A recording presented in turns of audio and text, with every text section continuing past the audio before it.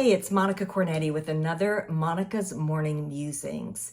So at Sententia, we've been thinking a lot lately about how we deliver our events, our courses, our certifications.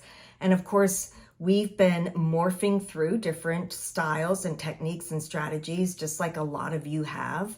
2-3 years back when we all had to make that quick pivot and get online. Fortunately, at Sententia, we already had a lot of online courses, so it was easier for us than for some. But still, how we normally did business was totally changed because we were used to being in the room with groups like ATD chapters and SHRM chapters and local not-for-profit groups, or doing train the trainer sessions at an organization, going in and working with their L&D department. We were used to that. We love, getting in there and working for a couple days live, drawing, designing, just big, graph papers on the wall, just with sticky notes and markers, and really digging into some rapid ideation and design sprints.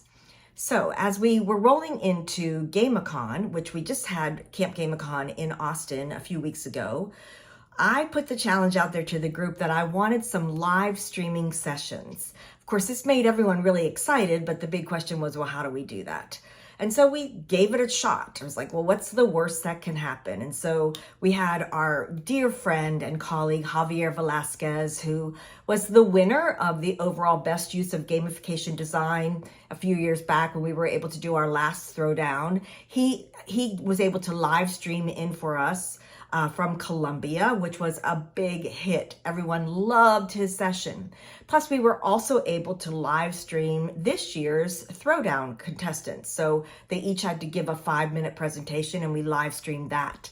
And I heard from so many people. I just love it when somebody takes time to write me a personal email, because it doesn't happen a lot where somebody I'm not really connected to but they watched the throwdown because either they knew somebody in it or they had heard about it, and they wrote and just said how exciting it was, and they were glad they weren't the ones that had to make the selection.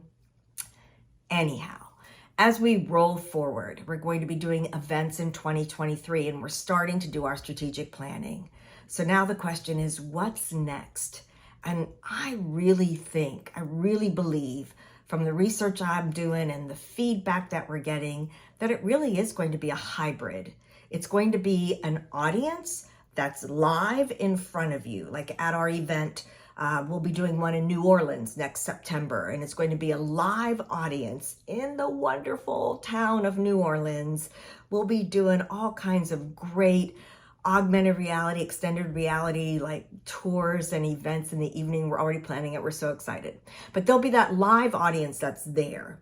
But then there's going to be an audience that can't make it live, either because they still don't want to travel or can't travel, or perhaps they're overseas, out of the country.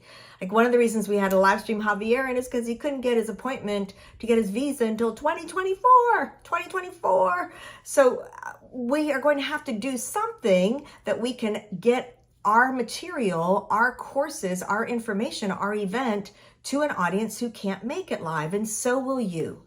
Your workforce may be coming back to the office, and you might be doing 100% in the office 5 days a week. If that's what your company's decided and you're happy with that, that's great. You might have been offered a blended format where you're X number of days or hours in the office and X number of days out. You might be completely off-site. Whatever the format is for your company, I have no judgment there. But whatever that format is, you will have a population that's there and a population who can't be there. So what are you going to do? What kind of technology do you need to have access to? What do you need to learn? What's going to work that you can have events for each separate audience, but also this co-located feeling of we are all together, we experience something together. So that's my musing and my challenge.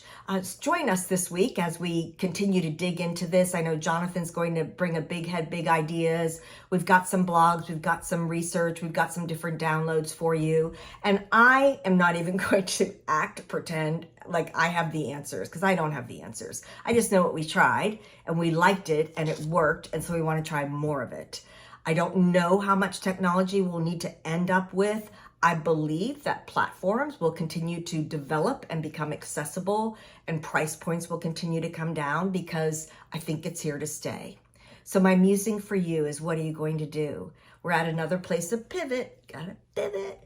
So as you pivot, what's that going to look like? And let's be open. Let's just not say, well, we just don't do that. We've never done that. We don't know how to do that. That's okay. Never done it, don't know how to do it. Just think about this. Everything that you're a master at right now, there was a day when you had never done it before, didn't know how to do it. And now people are coming to you asking you how to do it. So don't know how, don't know what, don't know why, don't know where. Those are all okay. We just have to be open to going out there and finding the answers and the resources and the community that we need to pull this together. So thank you for joining me. Let me know if you've done some research already, if you've done some things that have worked and you're happy with it. Reach out, share your ideas with us. We'd love to hear them. We'd love to brag on you. If you've done something great that you want some help bragging about it, we'll be glad to do that with you. But give us your ideas, because we're wide open to exploring this right now. Thank you. We'll see you again for another Monica's Morning Musings.